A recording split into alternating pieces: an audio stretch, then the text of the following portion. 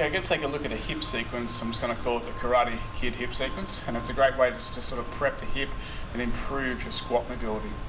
Okay, so the reason it's called the Karate Kid is I want to be in this position, and I'm just going to stick the hands out for balance.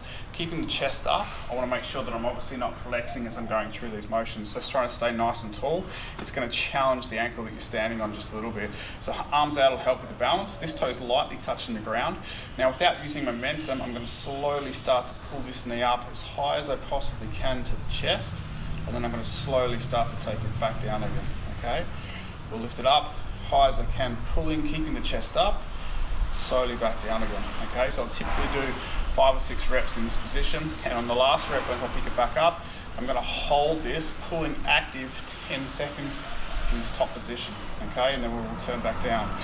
Now that's the sagittal plane. I want to take this to around about 20 degrees.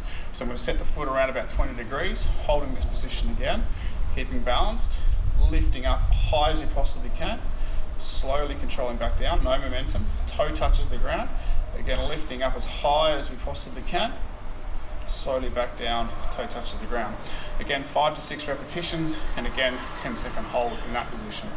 We're now going to move to around about 45 degrees, okay?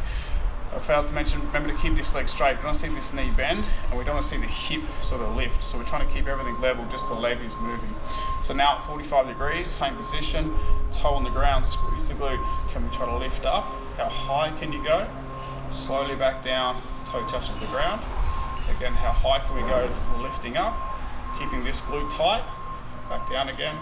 Once you get to your last rep, we'll hold up again, and you'll get here and you'll hold nice and active, feel the hip is working, 10 seconds in that position, return back down.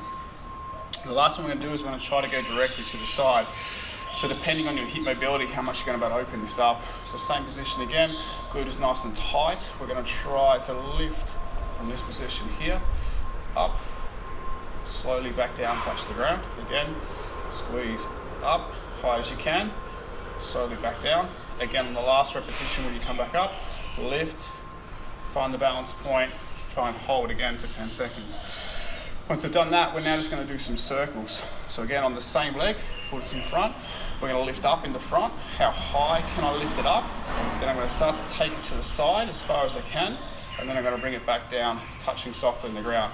Then I reverse that, I lift up to the side, high as I can, I bring it back around to the front, I bring it back down, touching the ground. So that would be 1 repetition as we go forward and back, and I'll typically do multiple repetitions of that, and then we're going to switch sides and repeat again. So sagittal plane around about 20 degrees, 45 degrees, the frontal plane to the best of your ability as high as you can, okay, and then we're going to try to do the forward and back circles.